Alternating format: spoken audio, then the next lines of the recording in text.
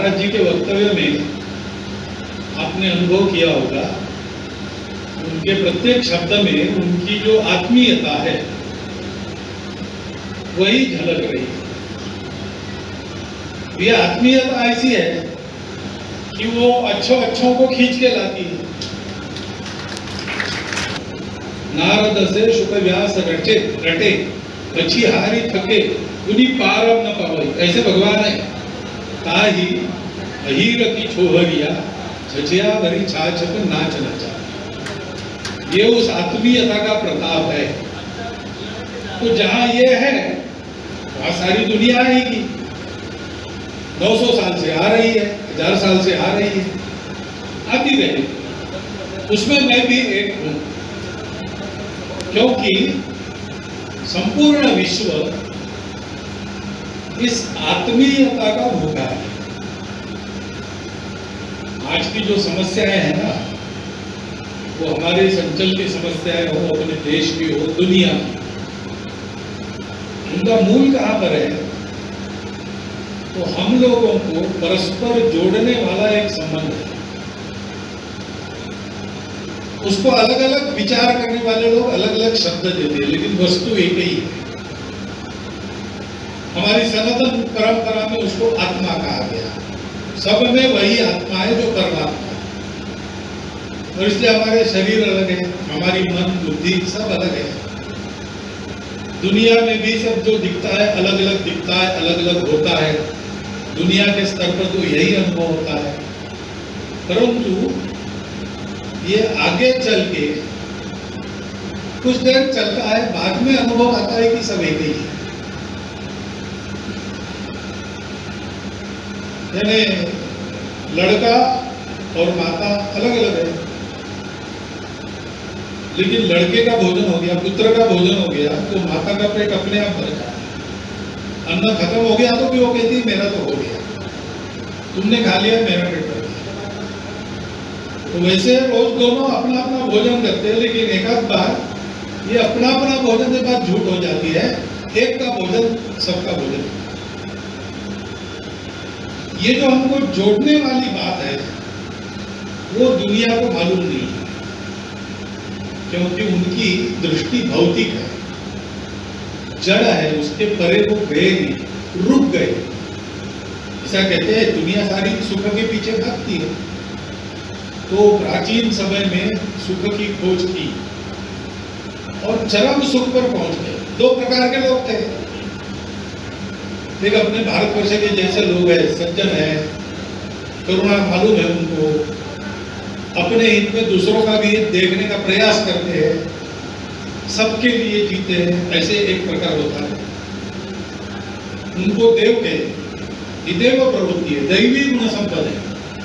अभयम सत्व संशुद्धि ज्ञान योग व्यवस्थिति दानम दमश्च धर्म दानम दमश्च यज्ञश्च स्वाध्याय तप आर्जवम अहिंसा सत्य अस्तेय त्याग शांति रमंत्रम दया भूतेषु अनुगुरुत्वम मार्दवम वीर चापल तेज क्षमा धृति क्षौर्य अद्रोह नातिमानता, ये गुण दैवी गुण, ऐसे देव।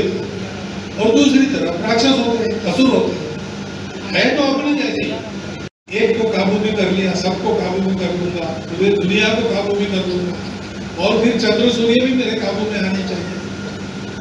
ऐसे जो चाहिए चाहिए चाहिए, मुझे चाहिए मुझे चाहिए, मैं मेरा, इसी में फंसते वो असुर है। अब दोनों ने बाहर सुख हो जाए, अच्छे वस्त्रों में सुख है क्या, अच्छे खानपान में सुख है क्या, अच्छे घरों में सुख है क्या, सारी बाहर की अच्छी अच्छी बातें जो जो थी वो सब अपने पास है। अब किसी बात की कमी नहीं, लेकिन संतोष नहीं, समाधान नहीं। ऐसा जब हुआ तो दोनों के नेता थे, देवों का नेता था इंद्र और असुरों का नेता था विरोचन। वो दोनों अपने अपने गुरु के पास गए। विरोचन शुक्राचार्य जी के पास गए, ये बृहस्पति जी के पास गए। इंद्र पूछा महाराज जी सब कुछ हमारे पास है, लेकिन अधूरापन लगता है। उन्होंने कहा देखो ब्रह्मा जी के पास आत्मविद्या है, आत्मा कभी नष्ट नहीं होता, वो शाश्वत है, और उससे नष्ट न होने वाला शाश्वत सुख मिलता है। और वो सुख आप कितना भी भोगो वो फीका नहीं पड़ता। आप सुख भोगते तो फीका भी पड़ता है ना। आज जलेबी बनी भोजन कितनी खाई होगी, ज्यादा से ज्यादा। पहले तो 100 जलेबी खाने वाले लोग थे, आजकल है नहीं, मिलते नहीं। 30-40 खा के हो जाते, 40 तक खींच सकते हैं। 40 के बाद फिर मनुहार करनी पड़ती, तब खाते। फिर एक क्षण होता है मनुहार नहीं, जबरदस्ती करनी पड़ती, फिर खाते। और फिर एक क्षण ऐसा आता है कि और एक जलेबी मुंह में ठूसी तो उल्टी होती। और जलेबी या तो वही है, लेकिन वो उसका सुख फीका पड़ता है। कभी कभी भी फीका न पड़ने वाला शाश्वत सुख वो मिलता है आत्मा को जानने से। तुम लोग ब्रह्मा जी के पास जाओ, आत्मा को देख लो, आत्मा मिल गया, और कुछ मिलने की बाकी नहीं। ब्रह्मा जी के पास साष्टांग प्रणिपात किया, संविधाएं अर्पण की, वल्कल परिधान करके गए थे। ब्रह्मा जी जान गए सीखने के लिए है। पूछा उन्होंने क्या सीखना, बोले हमको आत्मविद्या चाहिए। उन्होंने सुना है आत्मा मरता नहीं, आत्मा पाने से कुछ पाने की इच्छा बाकी नहीं रही, और आत्मा से शाश्वत और कभी फीका न पड़ने वाला सुख। ब्रह्मा जी ने कहा कि उसको देखना है तो तुम देखते कैसे हो? मैंने कहा हम आंखों से देखते हैं। तो बिल्कुल तुम्हारे आंखों में देखने वाला कोई बैठा है, वो आत्मा है। तुमको लगता है तुम्हारे आंखें देख रही, आंखों में एक देखने वाला है, उसको देखो। तो दोनों तुरंत खड़े हो गए, एक दूसरे की आंखों में देखा। तो आंखों में तो अपना ही प्रतिबिंब दिखता है, वो तो दर्पण है। तो दोनों ने कहा ये तो हम ही देख रहे हैं आंखों में, तो ये हम जो दिख रहे हैं वही आत्मा है। फिर हम दर्पण में देखते हैं अपने आप को, वही आत्मा है। या पानी में देखते हैं, वो भी हमारा ही प्रतिबिंब, वो आत्मा है क्या? ब्रह्मा जी को ध्यान में आए कि अपनी बात इनके समझ में आई नहीं। एक बार बताने से समझ में नहीं आता, इसका मतलब समझने की योग्यता नहीं है। तो ब्रह्मा जी ने कहा कि हाँ वही होगा और क्या। तो दोनों आनंदित हो गए, आत्मा मिल गया। जा रहे थे वापस, वैतरणी नदी नौका में बैठकर पार कर रहे थे।